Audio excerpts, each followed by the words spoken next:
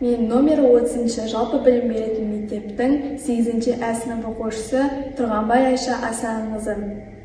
Табиғат біздің қоршаған ортамыз.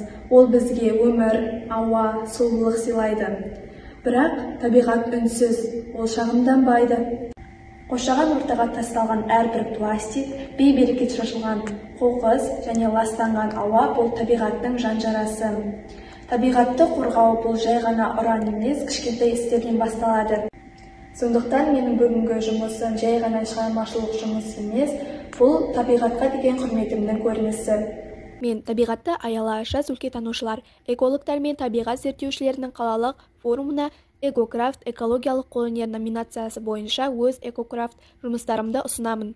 Менің ұсынып отырған жұмыстарым қалдықсыз технологияға негізделген, яғни қоршаған ортаны ластап, экожүйеге зиян тигізетін тұрмыстық қалдықтардан жаңа бұйымдар жасаймын және қайта өңдеуге болатын материалдан ұлттық құндылығымыздың эко-кәжекей тігемін. Бұл менің ерекше ұнататын жұмысым. Қазір мен әкемнің киімге қалған осындай шалбарынан сіңлілеріме этностильдегі кәжекейді тігетін боламын. Киілмей тұрған ер адамның шалбарын сөгіп, пішімдеп, жиектерін тігіп астарлаймыз. Содан соң этно-өрнектермен әсемдеп тігеміз. Ең соңында ілгектерге қадаймыз. Дайын болған кәжекейлеріме енді кнопкаларын салып жатырмын. Осылайша ұлттық құндылығымызды насихаттайтын кәжекей дайын болады. Неге менің жасаған тіккен кәжекейім дайын болды. Бұл этностильдегі ұлға арналған кәжекей. Ал бұл менің ең бірінші істеген кәжекейім. Бұл қыз балаға арналған кәжекей.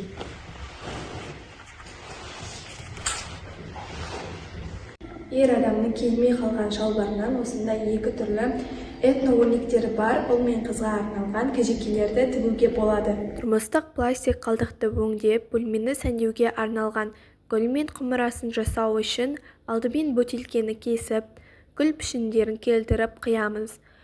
Одан ыстық желіммен гүл бөліктерін біріктіріп, гүлді жинаймыз.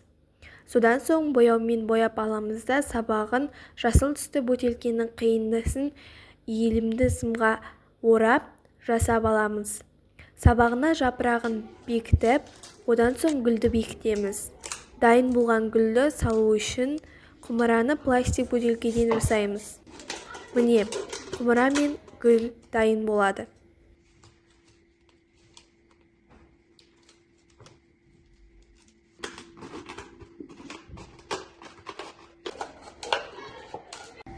Тұрмыстық пластик бөтелке қалдықтарынан осындай әдемі гүл шоқтары мен гүл салатын вазасын жасап шығаруға да болады. Тағамдық жаңғақ қабығынан бөлмеге арналған картина дайындау үшін картон қағазға ыстық желіммен гүл пішініне келтіріп, жаңғақ қабықтарын желімдейміз. Одан соң сабақтарын жасаймыз, жапырақтарын жапсырамыз. Гүлдерді, жапырақтарды түрлі түске бояймыз. Дайын болған картинаны қатты қағаз картонға ыстық желіммен бекітеміз. Осылайша бөлмеге арналған әдемі картина дайын болады. Тұрмыстық қатты картон қалдықтарынан және тамақ қалдықтары жаңғақ қабықтарынан осындай гүлдермен әсемделген, гүлдердің суреті бейнеленген бөлме картинасын шығаруға болады. Біз бүгін тек бұйым жасаған жоқпыз. Біз табиғатқа деген көзқарасымызды өзгерттік. Әрбір қайта пайдаланылған зат үміттің белгісі. Әрбір кішкентай әрекет үлкен өзгерістің бастауы. Табиғат бізге аманат, оны қорғау парыз. Қалдыққа екінші өмір сыйлау арқылы біз болашаққа таза әлем сыйлай аламыз.